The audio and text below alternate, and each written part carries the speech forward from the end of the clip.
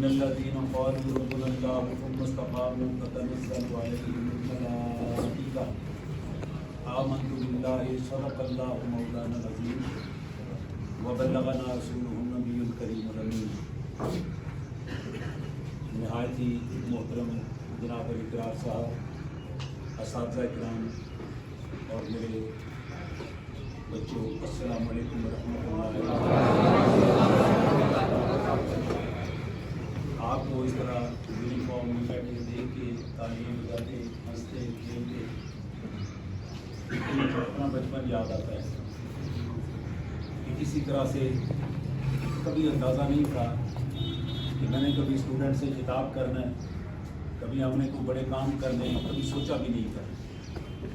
آج آپ کے ذہن میں نہیں ہوگا، آج آپ ان کرسیوں پہ بیٹھے ہوئے جن چیزوں سے گزر رہے ہیں، جن باتوں سے گزر رہے ہیں، یہ کل آپ کے لیے یادگار ثابت ہوگی۔ اور ممکن ہے آپ میں سے کل کو کوئی بندہ ڈاکٹر قدیر خان بن رہا ہو، اور یہ پاسبل ہے کہ آپ میں سے ہی کل کو نکلنے والے لوگوں میں سے بڑے بڑے لوگ بنے۔ یہ آج آپ کو اندازہ نہیں ہے، لیکن یہ بڑے لوگ بننے کے لیے ایک دو چیزوں کی ضرورت ہے، اور وہ آپ نے ہر صورت میں بننا ہے۔ جو ہماری جنریشن ہے، ہم پاکستان کو نہیں دے سکے، ابھی ہماری توقع آپ کی جنریشن سے۔ اس کے لیے ایک لفظ ہے توکل۔ میں توکل کے متعلق اپنا تجربہ بیان کروں گا، کتابی بات نہیں، اپنے تجربے کی بات کروں گا۔ ہمارے ہاں توکل کے متعلق یہ بات مشہور ہے، میری آواز آ رہی ہے؟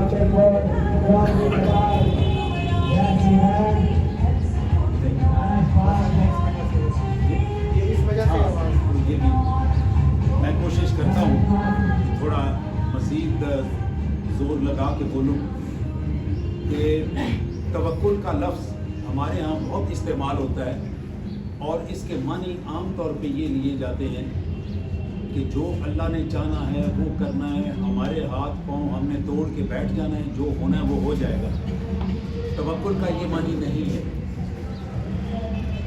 توکل کے 3 درجے ہیں، 3 سٹیجز ہیں۔ جو پہلی سٹیج ہے توکل کی، وہ یہ ہے کہ آپ نے اپنی زندگی میں شارٹ ٹرم یا لانگ ٹرم کوئی ایم چننا ہے۔ اس وقت آپ جس سٹیج پہ ہیں، آپ کا شارٹ ٹرم ایم ہے کہ آپ نے ڈاکٹر بننا ہے، انجینئر بننا ہے، سیاستدان بننا ہے، وغیرہ وغیرہ، جو بھی آپ کے ذہن میں ہوگا کہ میں نے وکیل بننا ہے، بڑے ہو کے جج لگنا ہے۔ تو یہ آپ کا ایک شارٹ ٹرم، یہ لانگ ٹرم نہیں ہے، یہ شارٹ ٹرم ہے۔ یہ سب سے پہلی جو سٹیج ہے وہ یہ ہے کہ آپ نے ایم چننا ہے۔ ایم چننے میں جو سب سے اہم بات ہے وہ یہ ہے کہ اللہ تعالیٰ اور اس کے رسول صلی اللہ علیہ وسلم نے آپ کے اور میرے لیے جو حدود قائم کی ہیں، ان حدود کے اندر وہ ایم ہونا چاہیے۔ ورنہ ایم چننے والوں نے ایسے ایم بھی چنے کہ ہم ایٹم بم بنائیں اور ایٹم بم پھینکیں، اور انہوں نے وہ ایٹم بم پھینکے۔ امریکہ نے جاپان میں ہیروشیما پہ اور ناگاساکی پہ بم پھینکے، اور ان 2 بم کے ساتھ 2 کروڑ انسان مارا گیا۔ اب یہ بھی ایک ایم تھا، لیکن یہ ایم اللہ اور اس کے رسول صلی اللہ علیہ وسلم کی حدود سے تجاوز تھا، اس کی حدود کے اندر نہیں تھا۔ پھر ایک نے ایم بنایا افغانستان میں 2-3 مہینے کے اندر تقریباً کو 15 لاکھ بندہ مار دیا۔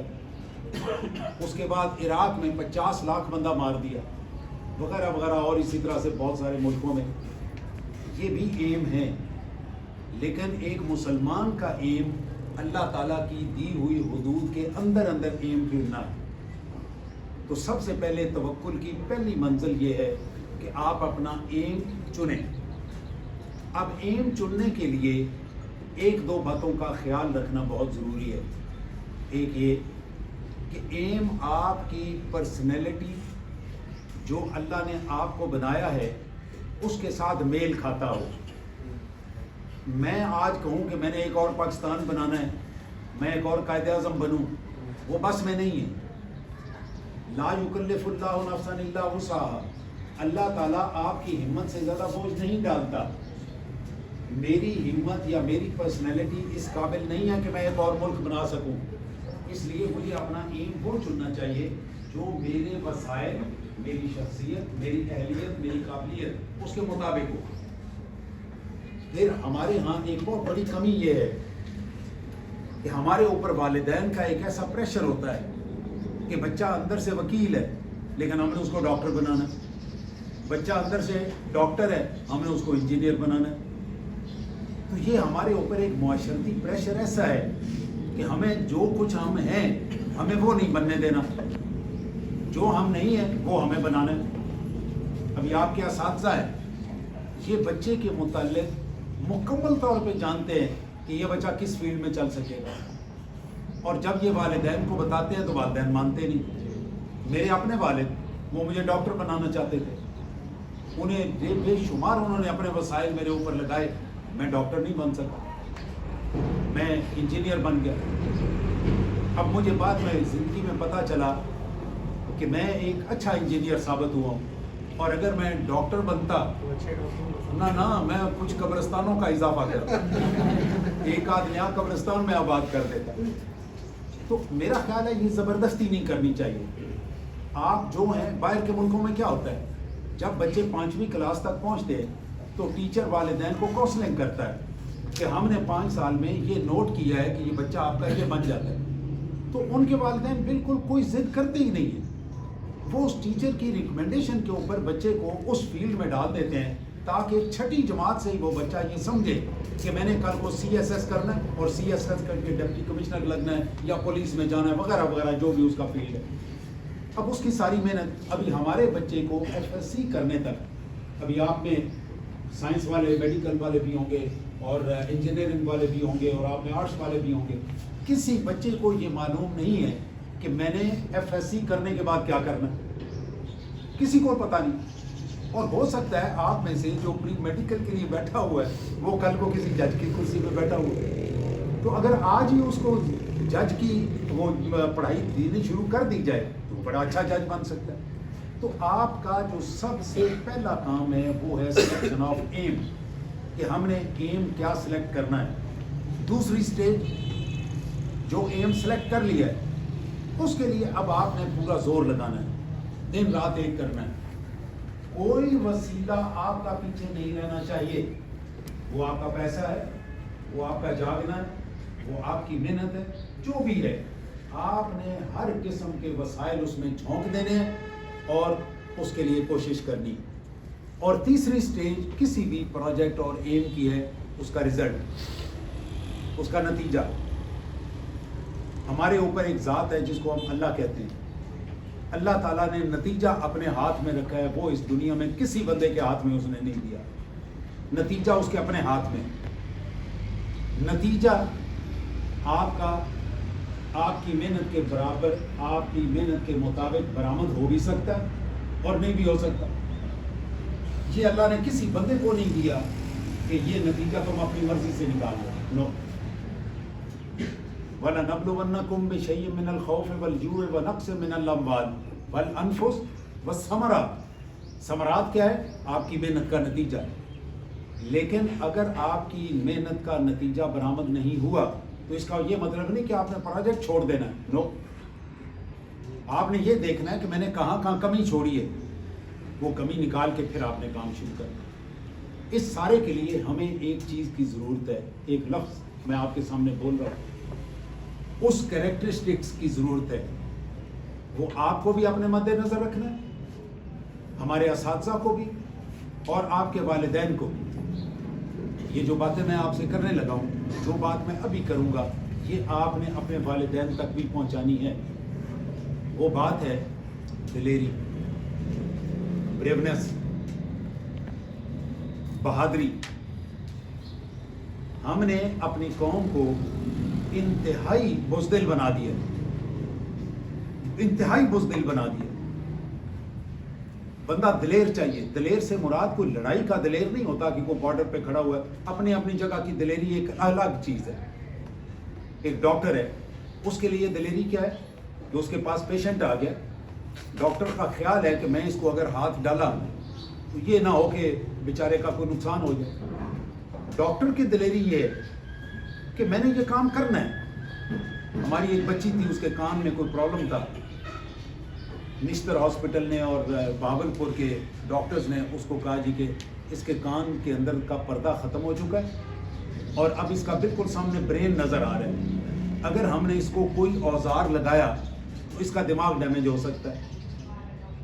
میں پشاور میں تھا, تو پشاور میں ایک ENT اسپیشلسٹ تھے کرنل اشفاق, آج کل وہ ریٹائر ہو گئے ہیں, جنرل ریٹائر ہوئے. تو میں ان کے پاس اس بچی کو لے کے گیا. میں نے ان سے کہا کہ یہ بچی کا مسئلہ ہے. انہوں نے دیکھا, دیکھنے کے بعد کہنے لگے کہ برین کے ڈیمیج ہونے کا خطرہ تو ہے, لیکن اب کیا کریں, اس نے زندہ بھی تو رہنا ہے. اگر اس کو میں چھوڑ دیتا ہوں, اس کو ہاتھ نہیں لگاتا اور برین کو بھی ہاتھ نہیں لگاتا ہوں, تو یہ بیچاری جس تکلیف میں سے گزر رہی ہے یہ تکلیف کم ہے. ڈاکٹر صاحب نے کہا کہ جی آپ اجازت دیں. ہم نے کہا جی اجازت ہے. ڈاکٹر نے اس کا آپریشن کیا. وہ بچی الحمدللہ بالکل ٹھیک ہو گئی. اس کے کانوں کے اندر برین کے اوپر پھلی لگ جاتی تھی, فنگس جس کو کہتے ہیں, فنگس لگ جاتی تھی. انہوں نے پھر بہاولپور میں ایک ڈاکٹر کو فون کر کے سمجھایا کہ اس فنگس کو صاف کیسے کرنا. میرا مثال دینے کا مقصد یہ ہے کہ دلیری ہر فیلڈ کی اپنی اپنی ہے. ڈاکٹر کی دلیری یہ ہے کہ وہ اگر کانفیڈنٹ ہے تو اپنے مریض پہ ہاتھ ڈالے. مریض کو اب موت کے حوالے تو نہیں کیا جا سکتا نا. ٹیچر کی دلیری کیا ہے کہ نالائق اسٹوڈنٹ کو ہاتھ ڈالے اور اس کانفیڈنس کے ساتھ ڈالے کہ میں نے اس کو آگے لے کے چلنا ہے. آخر کچھ خراب چیزیں ہیں تو کسی میں کوئی اچھی بھی تو ہوتی ہی ہوگی. طالب علم کی دلیری کیا ہے کہ اگر اس کو ایک ٹاسک مل گیا کہ میں نے یہ کرنا ہے تو وہ اس کے لیے ایڈمنٹ, وہ اس کے لیے تگڑا ہو جائے کہ میں نے یہ کرنا ہی کرنا ہے. ہم من حیث القوم بزدل ہے. وہ طالب علم ہے, وہ والدین ہیں, وہ استاد ہیں, یا وہ فوج ہے, یا کوئی بھی ہے. ہم بزدل کس جگہ پہ آ کے کہتے ہیں جب آپ نے کوئی ڈیسیژن لینا ہوتا ہے. ہم ڈیسیژن لینے میں اس بزدلی کی ایک وجہ بھی میں آپ کو عرض کرتا ہوں. بہت بے شمار وجوہات ہیں, لیکن میں ایک چیز عرض کرتا ہوں. گھر میں ہم ہوتے ہیں, بچہ تھوڑی ساری کوئی شرارت کرتا ہے. آپ تو والدین کی ایک اور بڑی ڈیمانڈ ہو گئی ہے, بچہ ضد بڑی کرتا ہے, برتن توڑتا ہے, یہ کرتا ہے. وہ ہمارے پاس آتے ہیں نا کہ دم کر دیں, وہ تعویذ دے دیں. وہ تعویذ اس طرح کام کرتے ہوں تو وہ مودی کے گلے میں بندہ ڈال دے. اچھا, بچہ ضد کرتا ہے. بھائی بچہ پیدا ہوا ہے تو ضد کرے گا نا. اب ہمارے والدین کی ڈیمانڈ کیا ہے کہ ہمارے ہاتھ میں ریموٹ کنٹرول ہو. جس طرح ہم AC کو بند کرتے ہیں اور چلاتے ہیں, اس کا ٹیمپریچر نیچے اوپر کرتے ہیں, اسی طرح ہم بٹن دبائیں تو بچہ سو جائے. ہم اگلا بٹن دبائیں تو ان کے پڑھنے بیٹھ جائے, اگلا بٹن دبائیں تو بھائی یہ تو ریموٹ کنٹرول تو نہیں ہے نا. بچے کو کچھ کرنے دیں گے تو وہ کرے گا. میرے بچے برتن بھی توڑتے ہیں, میں نے انہیں کبھی نہیں کہا برتن توڑ. ہم نے ایک حدیث سنی ہوئی ہے, رسول اللہ صلی اللہ علیہ وسلم نے فرمایا کہ برتن ٹوٹنے پہ ناراض مت ہوا کرو. جس طرح تمہاری عمر مقرر ہے اس طرح برتنوں کی بھی عمر مقرر ہے. ہم اس طرف جاتے ہی نہیں. اگر بچے سے برتن ٹوٹ گیا تو کون سی قیامت آ گئی یار, برتن اور آ جائے گا. بندے نہیں مر جاتے, نوجوان نہیں مر جاتے, بچے نہیں دنیا سے رخصت ہو جاتے. تو آپ کس سے لڑتے ہیں اس کے لیے؟ ہماری بزدل ہونے میں ہماری ماؤں کا بہت بڑا کردار ہے. بچے نے کوئی شرارت کی, کیا کہے گی؟ ابا آئے گا تو مارے گا. ابا ایک ڈراوا ہے, ابا ایک ڈراوا, آپ کو ڈرانے کی مشین ہے. اچھا, ابا ساری عمر کما کما کے کھلا کھلا کے تھک گیا لیکن ہے وہ بھوت, گھر آئے گا تو بچے کو مارے گا. تو پریزنٹ اس انداز کے ساتھ کیا جاتا ہے کہ وہ بڑا ہاریبل پکچر بن جاتا ہے. بالکل. آپ سارے بیٹھے ہوئے ہیں, میری بھی ماں تھی, میرا بھی باپ تھا, آپ کے بھی ماں باپ ہیں. آج الیکشن ہو نا ماں باپ کا, سارے کے سارے بندے اپنی ماں کو ووٹ دیں گے. کیوں؟ اس لیے وہ پہلے دن سے یہ ایک بات. اب آگے چلیے, رات کو بچہ سو نہیں رہا, وہ کیا کہے گی؟ اے جن آ جائیں گے, اے بھوت آ جائے گا, چڑیل آ جائے گی مارے گی. ہمارے دماغ میں اللہ کا تصور بٹھانے کی بجائے چڑیل کا تصور بٹھایا ہوا ہے. چڑیل کا تصور, یہ آپ ساروں کے گھر کی کہانی, میرے گھر کی بھی کہانی ہے, یہ کسی باہر کی کہانی نہیں, یہ ہم سب کی کہانی. اب ہوتا کیا کہ ہم اچھا خاصا انسان جس کو اللہ تعالیٰ نے یہ مرتبہ دیا ہے کہ اس کائنات کی سب سے پاکیزہ مخلوق جس کو ہم فرشتہ کہتے ہیں اس سے آپ کو سجدہ کروایا.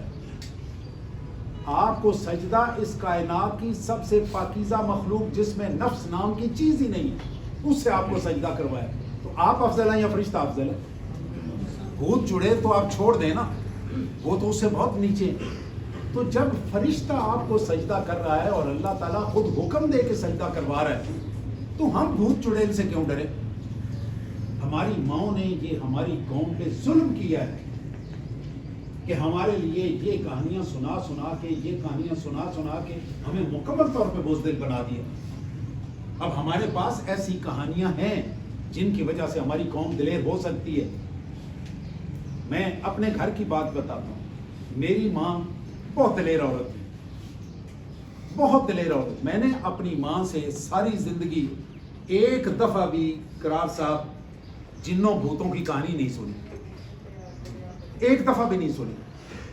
مجھے یاد ہے ایک دن ہمارے گھر میں رات کو جنگلی بلہ آ گیا. اب ہم سارے بھاگ گئے. ہماری ماں نے کھونڈی پکڑی. کھونڈی سمجھتے ہیں؟ وہ اس کی تھی, بانس کی کھونڈی تھی جس کے اوپر وہ مٹھ بنی ہوتی ہے. ہماری والدہ نے کہا کہ بھائی بھاگنے والی بات کون سی ہے, ادھر آؤ سارے. میں چھوٹا سا رہا تھا, میرا خیال ہے میں 7ویں یا 8ویں میں پڑھتا تھا. ہمارا ایک مطلب جو اس زمانے میں دیہاتی کچن ہوتے تھے اس کچن میں وہ گھس گیا. ہماری والدہ نے اس کا دروازہ کھولا کچن کا اور اندر میں شور مچا رہا ہوں, دوسرے سارے شور مچا رہے ہیں کہ اندر نہ جاؤ, اندر مطلب جنگلی بلا نا تو پالتو ہو تو اور بات ہے. انہوں نے کہا کہ اس کو کون نکالے گا اگر ہم سارے بھاگ جائیں گے. اندر داخل ہوئے, ہمیں بھی ساتھ بلا لیا اور وہ بلا اوپر چڑھ کے شیطیر کے ساتھ چپک گیا. اب ہماری والدہ نے کیا کیا کہ نیچے سے وہ جو کھونڈی ہاتھ میں پکڑی ہوئی تھی وہ کھونڈی لے کے اس کا وہ جو یوں والا ہوتا ہے وہ اس کے پیٹ میں پھنسا لی. پیٹ میں پھنسا کے اس کو نیچے کو جھٹکے دینے لگے. اتنی دیر میں باہر سے ہمارا ایک بندہ کام کرنے والا تھا, وہ اندر آ گیا. وہ آ کے کہتے ہیں اماں جی یہ نیچے اترا تو آپ کے گلے پڑ جائے گا. اماں جی نے کہا تو اس کو میں اسی طرح چھوڑ دوں. مجھے آج تک یہ بات ہے یاد ہے کہ انہوں نے اس بلے کو 2 بندے لٹکائے تو وہ نیچے گرا اور وہ خود ساتھ کھڑی رہی اور بلا وہاں سے بھاگ گیا. ہمیں دلیر قوم کی ضرورت ہے, سائنسدان دلیر چاہیے جو ایک دفعہ اس سے راکٹ نہیں بن رہا, ایک دفعہ میں اس سے گاڑی نہیں بن رہی تو وہ کیا کرے, چھوڑ دے. تو یہ قوم کیسے ترقی کرے گی؟ دلیر آدمی وہ ہوتا ہے جو اپنے کام پہ لڑنا کوئی دلیری نہیں ہے, ہر فیلڈ کی اپنی اپنی دلیری ہے. آپ جس کام میں آئے ہیں اس کام کے لیے اپنے ڈٹ جائیں کہ میں نے یہ کام کرنا ہے.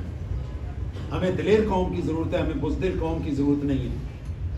ہمیں کون سی, میں آپ کو سناتا ہوں دلیری کی کہانیاں, 1-2 کہانیاں صرف, اس کے بعد میں آپ سے, ٹائم بھی ایسا ہی ہے, پھر آپ سے میں سوال جواب کی کہوں گا, آپ اپنا سوال کریں. ہمارے ہاں رسول اللہ صلی اللہ علیہ وآلہ وسلم سے دلیر آدمی کوئی نہیں ہوا. یہ میں صرف عقیدت کی بنیاد پہ نہیں کہہ رہا, میں حقیقت کی بنیاد پہ یہ بات کر رہا ہوں. اس دنیا کی میں نے جتنی تاریخ پڑھی ہے, آپ بھی کل کو پڑھیں گے اور تاریخ آپ پڑھا کریں. 3 سال شیب ابی طالب اس میں بند رہے ہیں, مکمل بائیکاٹ, نمک مرچ مسالہ کوئی چیز نہیں ہے. 3 سال تک وہ شخص اپنے خاندان کے لوگوں کے ساتھ بغیر نمک کے کیا کرتے تھے, جو پتے اندر درختوں کے پتے تھے وہ ابال کے نرم کرتے تھے اور وہ کھا لیتے تھے. میں نے اس دنیا کی تاریخ میں کوئی لیڈر ایسا نہیں دیکھا جس کو 3 سال تک پتے کھا کے گزارا کرنا پڑا ہو اور اس کے باوجود وہ اپنی بات پہ قائم رہا ہو کہ میں نہیں چھوڑتا اپنے کام. میں نے نہیں دیکھا کوئی. بڑے بڑے لیڈر ہوئے. ماؤ زیدونگ کی آپ کہانی سنیں, ماؤ زیدونگ اس دور کا بہت عظیم لیڈر ہے, اس کے اوپر یہ مشکل وقت نہیں آیا. خمینی ایران میں, فرانس میں آپ چلے جائیں, میسولینی وغیرہ وغیرہ, آپ بہت لوگوں کے آج کے دور میں نام لے تو پرانے لوگوں میں چلے جائیں. فرعون جس کا قرآن پاک میں تذکرہ ہے, اس کا نام ارمیسس تھا, اس کی 400 سال عمر ہوئی ہے. اس نے تقریباً 320 سال خود حکومت کی ہے اور اپنے باپ کے ہوتے ہوئے بھی کو 20 سال حکومت کی ہے. اس کے اوپر ایسا مشکل وقت آیا ہی نہیں. اس نے اپنی قوم کو بہت اٹھایا. اسی طرح ایران میں دارا تھا, یزدر تھا, اور بہت سارے تھے. ان لوگوں کی زندگیاں پڑھیں تو آپ کو اندازہ ہوگا کہ جو امتحان سرکار دو عالم صلی اللہ علیہ وسلم, اور مزے کی بات یہ, حضور اکرم صلی اللہ علیہ وسلم کے مقابلے میں ہم جن لوگوں کے میں نام لے رہا ہوں, ان کو اللہ نے وہ اختیار نہیں دے رکھے تھے جو آپ کو دیے ہوئے تھے. مثلا موسیٰ علیہ السلام کی قوم کو بھوک لگی, اللہ تعالیٰ سے کہا آسمان سے من و سلوہ آ گیا نا, اس کے اوپر وہ گزارا کرتے, کھانا کھانے لگ پڑے, اینڈ سو آن.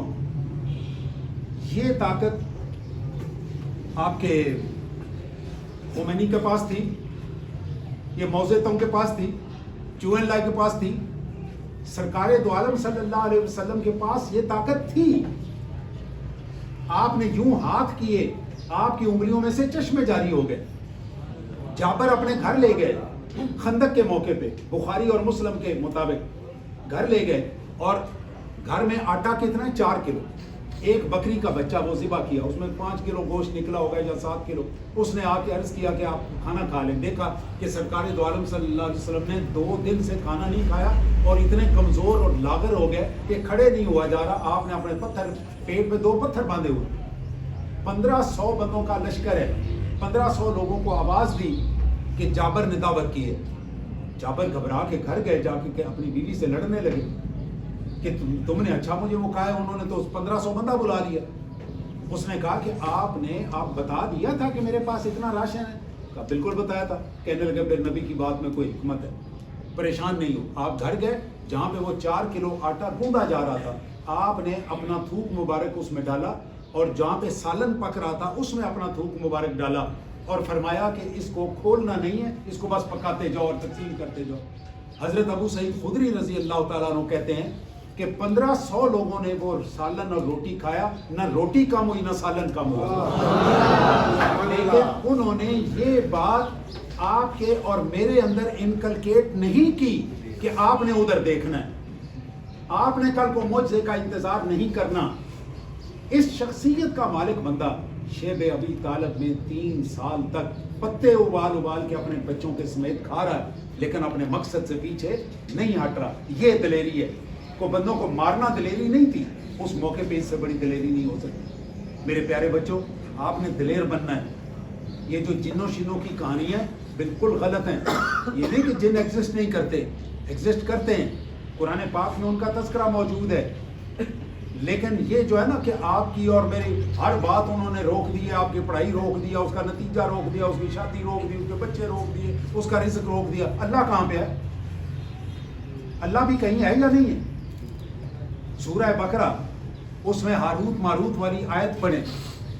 اللہ تعالیٰ فرماتا ہے ہاروت ماروت کے پاس لوگ جاتے تھے جادو سیکھنے کے لیے کہ میں میاں بیوی کو لڑاؤں آپس میں, اس طرح کا ہمیں کوئی تعویذ سکھا دیں. آگے اللہ تعالیٰ فرماتا ہے کہ لوگوں کو یہ بات معلوم نہیں ہے کہ جادو میں بھی اثر میں ڈالتا ہوں, تو جو جادو میں اثر ڈالتا ہے اس کے آگے جائے نا. آپ بندوں کے پیچھے کیوں بھاگتے ہیں کہ فلانا بندہ جادو توڑ دے گا؟ جس نے جادو میں اثر ڈال رہا ہے اس کا دروازہ جا کے روک لیں, اس کے آگے بیٹھ جائیں. اس نے کرنا ہوا تو کر دے گا, نہیں کرنا ہوا تو اس کو پتا ہے میں نے اپنے بندے کے ساتھ کس طرح سے پیش آنا. مجھے اچھی طرح یاد ہے کہ جب ہم سی پیک پہ کام کر رہے تھے تو ہماری جو روڈ تھی کوئٹہ سے 400 کلومیٹر آگے ایک جگہ تھی سراب. سراب سے ہماری سڑک شروع ہوتی تھی, سراب سے آگے 800 کلومیٹر. تو وہاں پہ ایک سراب سے تقریباً 50 کلومیٹر کے فاصلے پہ ایک چھوٹا سارا گاؤں تھا. اس گاؤں کا نام تھا گدر. گدر میں ہمارا FW کا ایک کیمپ تھا. مجھے وہاں کے 2IC تھے, آج کل کرنل ہیں, کرنل خاور بیگ. انہوں نے مجھے فون کیا کہ سر آپ کو یہاں پہ گدر میں بلانا ہے. میں نے کہا کیوں, کیا ہو گیا؟ کہتے سر میں کمانڈر سے بات کرتا ہوں, آپ نے نا ادھر ہم بائی ایئر جاتے تھے تو انہوں نے کہا سر آپ نے بائی روڈ آنا ہے اور کم از کم 2 راتوں کا ٹائم لے. میں نے کہا شاید کوئی ٹیکنیکل پرابلم ہے جس چیز سے میں ڈیل کرتا تھا. تو میں نے کہا یار پھر بھی کچھ بتاؤ تو صحیح, کو ہو سکتا ہے میں یہاں سے حل کر سکتا ہوں. کہنے لگا نہیں سر, مسئلہ یہ ہے کہ ہم جس در آفیسر میس میں رہتے ہیں وہاں پہ جنات ہیں. میں نے کہا جنوں سے نبڑ لیتے ہیں, یہ کون سی بات ہے؟ میں نے کمانڈر سے اجازت لی, گاڑی پکڑی, میں وہاں پہنچ گیا گدر میں. میں نے کہا آپ سارے نکل جائیں, جس کمرے میں جن ہے ادھر میرا بیڈ ڈال دیا. میرا بیڈ ڈال دیا انہوں نے. رسول اللہ صلی اللہ علیہ وسلم نے ہر چیز کا حل دیا ہے. اس کا حل یہ دیا ہے 3 دفعہ کل. یہ جو میں حدیث آپ کو سنانے لگا ہوں یہ سیاستہ میں 7 دفعہ آئی ہے. 1 دفعہ نہیں 7 دفعہ. 3 دفعہ قل هو اللہ احد, 3 دفعہ قل اعوذ برب الفلق, 3 دفعہ قل اعوذ برب الناس. یہ پڑھیں, اپنے ہاتھوں پہ دم کریں اور ہاتھ اپنے سارے جسم پہ پھیر لیں. کوئی جن یا جن کا باپ یا چڑیل کی ماں وہ مر سکتی ہے, آپ کو کچھ نہیں کر سکتی. میرے نزدیک اس دنیا کی ہر بات غلط ہو سکتی ہے, محمد عربی کا کہا ہوا غلط نہیں ہو سکتا. یہ مسلمان کا ایمان ہونا چاہیے. میں نے یہ پڑھ کے میں اندر سو گیا. وہ جو لیفٹیننٹ کپتان تھے میں نے ان ساروں کو بلایا, میں نے ان سے پوچھا کہ ہوتا کیا ہے. انہوں نے کہا جی کڑ کڑ کی آوازیں ہوتی ہیں تو یہ ہوتا ہے تو وہ ہوتا ہے. میں ساری رات ادھر رہا ہوں, مجھے کوئی کڑ کڑ کی آواز نہیں ہے. میں اگلی رات سویا, میں نے کہا بھی سارے آپ اس کمرے میں سوئیں, میں دوسرے میں سوتا ہوں. اگلے رات وہ سارے آفسر میں نے ان کے 2IC سمیت سارے میں نے اس کمرے میں گھسیٹ دیے. ساری رات سوئے, کوئی کڑ کڑ کی آواز نہیں. کہانی یہ ہے کہ جن اگر موجود ہے بھی تو میرے سے طاقتور ہو ہی نہیں سکتا بھائی. یہ وہ لوگ ہیں جن سے اللہ نے ہمیں سجدہ کروایا ہوا ہے, تو جو مجھے سجدہ کرنے والا وہ میرے سے طاقتور کیسے ہو سکتا ہے؟ وہ میرے سے آپ اپنا ایمان یہ رکھیں, انسان سے طاقتور صرف ایک ذات ہے جس کو ہم اللہ کہتے ہیں. انسان کے اس کے علاوہ انسان سے طاقتور کوئی ذات نہیں. رسول اللہ صلی اللہ علیہ وآلہ وسلم کو اس جگہ پہ خدا لے کے گیا. سورہ نجم پڑھا کریں, 27ویں سپارے میں سورہ نجم ہے, ذرا وہ پڑھا کریں. جبریل جواب دے گیا کہ میں اس سے آگے نہیں جا سکتا. اللہ تعالیٰ نے فرمایا اودنا فتدلہ, تم اور میرے قریب آ جاؤ. تو جہاں انسان پہنچا وہاں تو جبریل نہیں پہنچا ہوا, تو میں ان سے ڈروں. اپنے آپ کو دلیر کریں اپنے فیصلوں میں, اپنے کام میں. ہمارے ملک میں جو کچھ ہو رہا ہے یہ کیوں ہو رہا ہے؟ اس لیے کہ ہمارے فیصلے لینے والے بزدل ہیں. یہ طاقت سے فیصلہ نہیں کرتے. جو طاقت میں فیصلہ کرنے والے انہیں ہم پھانسی چڑھا دیتے ہیں. لیکن کوئی بات نہیں, پھانسی چڑھنا ہے, پہلے نہیں چڑھتے رہے لوگ. حضرت امام حسین کے ساتھ کیا ہوا؟ کیا انہیں جھک جانا چاہیے تھا؟ انہیں نہیں جھکنا چاہیے تھا اور وہ نہیں جھکے. اور یہ ایک نہیں, بہت سارے لوگ ہیں جنہوں نے یہ کام کیے. میں بالکل آخر میں آپ کو 2 کہانیاں عرض کرتا ہوں. یہ 2 کہانیاں دلیری کی کہانیاں سنیے, ہمارے لوگوں نے کس کس طرح سے کام کیے. ایک بندہ ہے جس کا نام ہے سلطان محمد فاتح. سلطان محمد فاتح عثمانیوں کا سلطان تھا. سن 15ویں صدی عیسوی میں اس نے قسطنطنیہ فتح کیا, جس کو آج آپ استنبول کہتے ہیں. یہ فتح کیا. رسول اللہ صلی اللہ علیہ وسلم نے فرمایا تھا میرا جو لشکر قسطنطنیہ فتح کرے گا اس کو میں جنت کی خوشخبری دیتا ہوں. تو سلطان محمد فاتح 31 سال کی عمر میں اس نے یہ جگہ فتح کی, قسطنطنیہ فتح کیا. تو قسطنطنیہ میں آرتھوڈاکس عیسائیوں کے 3 فرقے ہیں نا بڑے, جن میں ایک آرتھوڈاکس ہے. آرتھوڈاکس کا اس زمانے میں ہیڈ کوارٹر جو تھا وہ قسطنطنیہ تھا. قسطنطنیہ میں ایک چرچ تھا جس چرچ کا نام تھا آیا صوفیہ. آیا صوفیہ کا چرچ سرکار دو عالم صلی اللہ علیہ وسلم کی ولادت سے 100 سال قبل یہ بنایا گیا تھا اور آج تک وہ موجود تھا. اسے 600 سال گزر چکے تھے. 600 سال گزرنے کے بعد جب یہ داخل ہوا تو وہاں پہ ہمارے لوگوں نے بزدلوں کی طرح, جس طرح آج ہم نے بزدلوں کی کہانیاں بنائی ہوئی ہیں, بالکل اسی طرح سے جو آرتھوڈاکس چرچ تھا انہوں نے اس طرح کی کہانیاں سنائی ہوئی تھی. انہوں نے کہا جی کہ جو بندہ آ کے آیا صوفیہ میں دشمن داخل ہوگا, جب اس دروازے سے, اب آیا صوفیہ کا جو چرچ ہے وہ چھوٹا سارا نہیں ہے, آج وہ مسجد ہے آیا صوفیہ کے نام سے, اس میں ایک وقت میں 50,000 بندہ جماعت سے نماز پڑھ سکتا ہے, اتنا بڑا وہ ہال ہے. تو انہوں نے کہا جو اس کے دروازے میں داخل ہوگا اس کو آگ پڑے گی اور انہیں آگ لگ جائے گی, وہ مر جائیں گے. اگر فرض کریں کہ وہ بہت تگڑے ہیں, یہاں سے گزر ہے, تو آگے ستونوں کا پلرز کا ایک لائن تھی, جو اس لائن کو کراس کرے گا اس کے اوپر فرشتے آ کے اٹھا کے اس کو لے جائیں گے. یہ انہوں نے مشہور کیا ہوا تھا.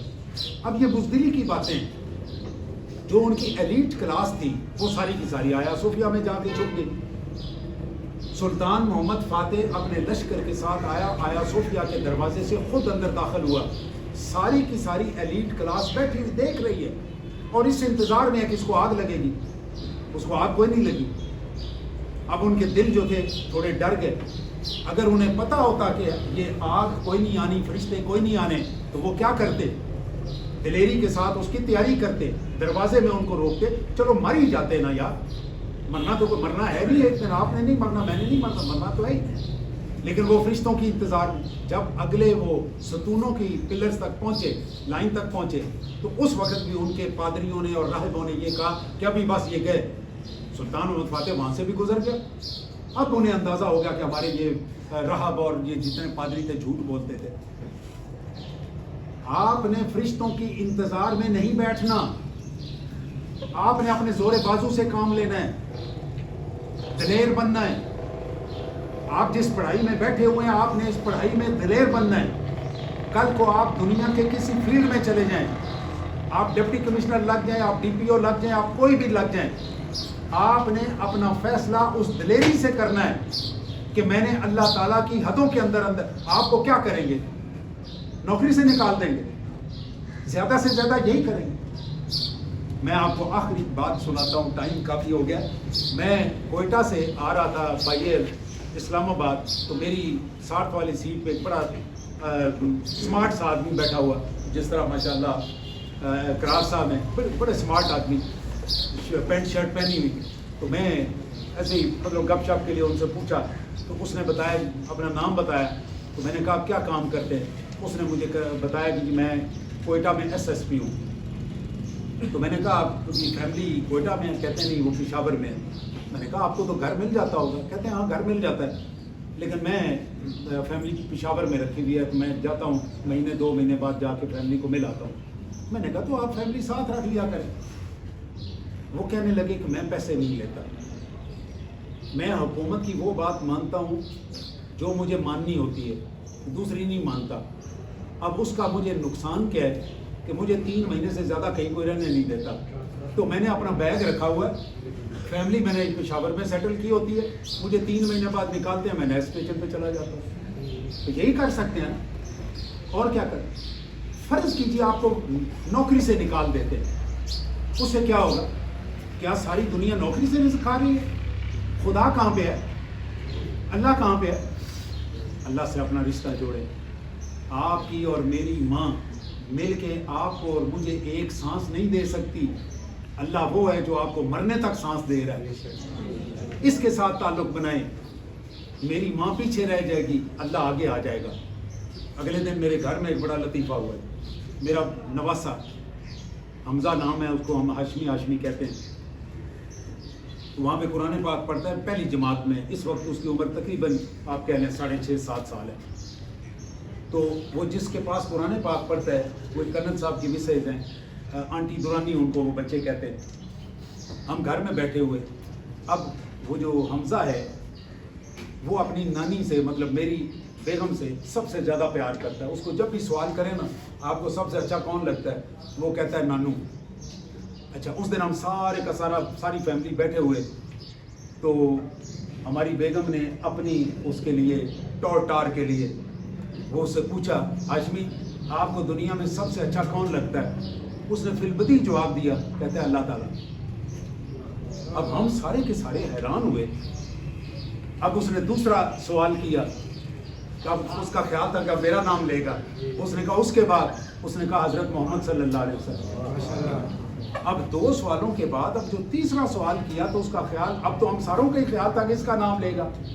اس نے پوچھا کہ بھائی اس کے بعد آپ کو کون اچھا لگتا ہے؟ اس نے کہا آنٹی دورانی. بھائی گاڈ, اس نے کہا آنٹی دورانی. آپ یقین جانیے ہم سارے کے سارے ہکا بکا کہ اس کا تعلق اس نے کس سے جوڑا ہے کہ آنٹی دورانی مجھے اللہ کی طرف لے کے جا رہی ہے, میری نانی مجھے اللہ کی طرف نہیں لے کے جا رہی. میرے پیارے بچوں, اپنے آپ کو اللہ سے تعلق جوڑو, انشاءاللہ تعالیٰ عزیز آپ دلیر ہو جائیں گے. میں نے اپنی بات مکمل کر لی. آپ میں سے کسی نے کوئی بات کرنی ہو, کوئی سوال کرنا ہو تو یو آر موسٹ ویلکم. پوچھے کوئی بات؟ جی ویلکم.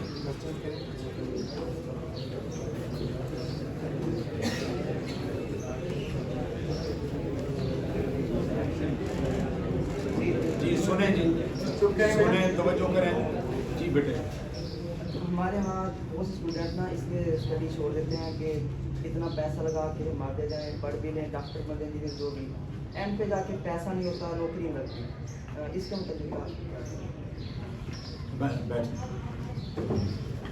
नौकरी पाकिस्तान में रह नहीं गई, पॉसिबल ही नहीं। अभी तो आप देखेंगे कि जो अगला दौर आने वाला है उसमें नौकरियां और भी कम हो जाएंगी। जुल्फ़िकार अली भुट्टो का जो दौर था 70s का, उसमें नौकरियां अपने पीक पे थी। उसके बाद जैसे जैसे आते गए तो प्राइवेटाइजेशन का दौर आ गया, स्कूल प्राइवेट हो गए, इंडस्ट्री प्राइवेट हो गई, हर चीज़ प्राइवेट होगी, तो वो नौकरियां भी मुस्तकबिल में आपको नहीं मिलनी।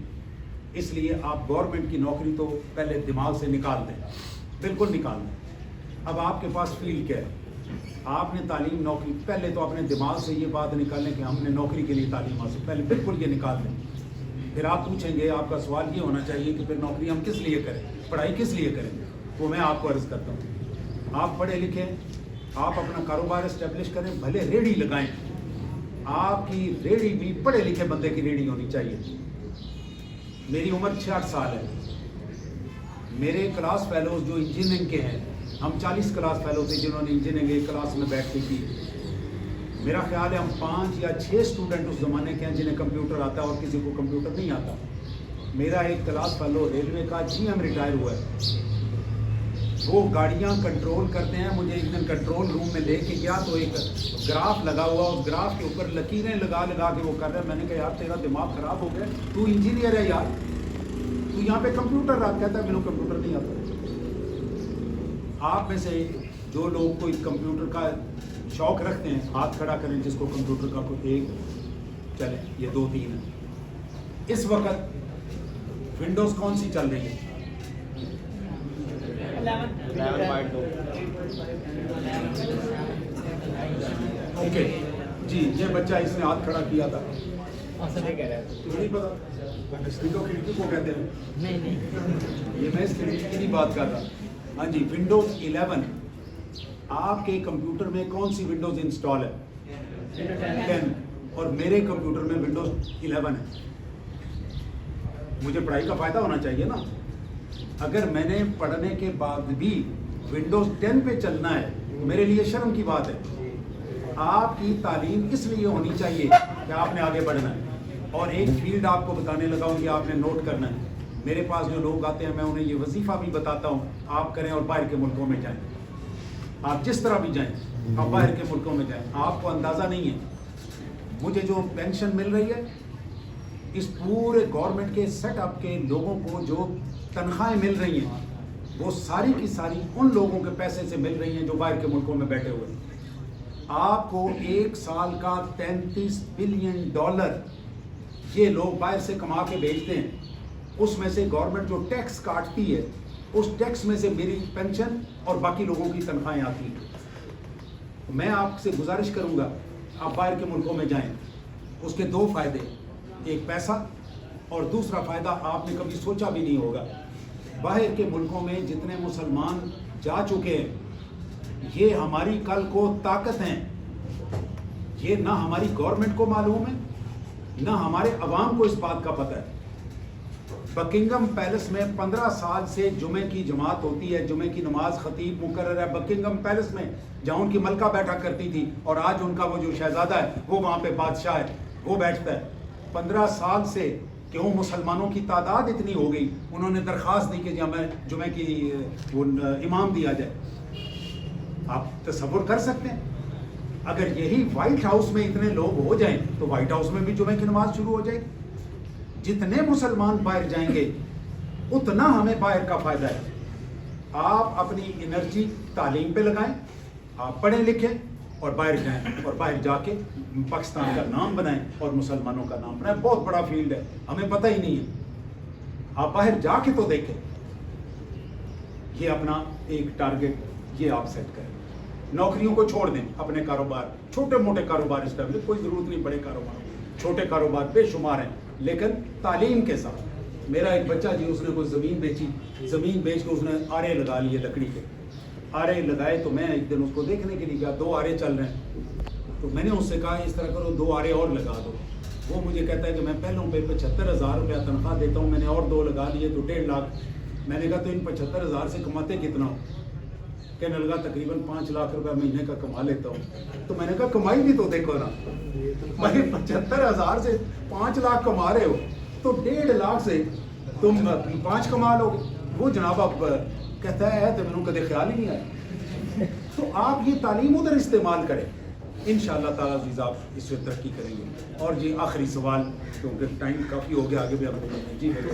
सवाल ये है कि अगर हम पढ़ लिख के बाहर जाएंगे तो इससे हमारा मुल्क कैसे तरक्की करेगा? और वो तो बाहरले मुल्क तो तरक्की कर जाएंगे, पाकिस्तान तो तरक्की मैं नहीं तो आपको बता रहा हूँ तरक्की का। आप बाहर के मुल्क जाएंगे, जो 33 बिलियन रुपया बाहर से लोग कमा के हमें दे रहे हैं। तो फिर हमारे मुल्क में तो कोई ऐसा वो नहीं होगा ना तरक्की वाला सिस्टम। वो तो दूसरे मुल्क तरक्की कर रहे हैं, पाकिस्तान की तो मैशत वैसे भी वो हो जाएगी ना, लो हो जाएगी इससे। मेरे बेटे बैठ गए। पैसा आने से तरक्की मुईशत बढ़ती है कि पैसा जाने से होती है? पैसा आने से ही होती है ना। तो पैसा पाकिस्तान में आएगा तो तरक्की होगी ना, तो पाकिस्तान में पैसा आएगा। फिर हमारे मुल्क में तो ऐसे शख्सियत नहीं होंगे ना जो होंगे ना, होंगी ना। बताता हूँ आपको। डॉक्टर कदीर खान कहाँ पे पढ़ा था? पाकिस्तान में पाकिस्तान में तो नहीं पढ़ा, वो तो हॉलैंड में पढ़ा। बेसिक तो स्टार्ट तो पाकिस्तान में किया ना। पाकिस्तान में जो प्राइमरी उसने की थी उससे एटम बम बना सकता था। वो तो हॉलैंड में पढ़ा है, सारी उम्र वहाँ पे रहा है, वहाँ की टेक्नोलॉजी थी, वो टेक्नोलॉजी उठा के इधर ले आए, आपने तरक्की कर ली। आपके टैंक बने हुए हैं, ये टैंक आपका क्या ख्याल है? ये टैंक आपके, बात सुने जी, ये टैंक जो है ये हम यहाँ की टेक्नोलॉजी से बना रहे हैं।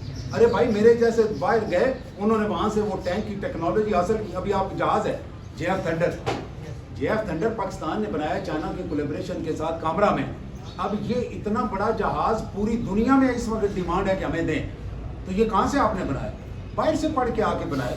पाकिस्तान में तो टेक्नोलॉजी नहीं है। आपने इल्म लेना है, आपकी ड्यूल नेशनलिटी हो गई, आप पाकिस्तान में पाकिस्तान में काम करें, आपको कौन रोकता है? वैसे रोकने वाले भी हैं, ये ना समझिए रोकने वाले को। अल्लाह ताला आपको आसानियाँ अता फरमाए, आपको बहुत खुशियाँ अता फरमाए। दिलेर बनना है, जिस फील्ड में जाएं दिलेराना फासले करने। उस दिल के साथ ना अल्लाह होता है ना बंदे होते हैं। बंदे भी दिलेर आदमी के साथ होते हैं और अल्लाह भी दिलेर आदमी के साथ होता है। अल्लाह ताला पूरी कौम को दिलेर बनाए। वाह अल्हम्दुलिल्लाह।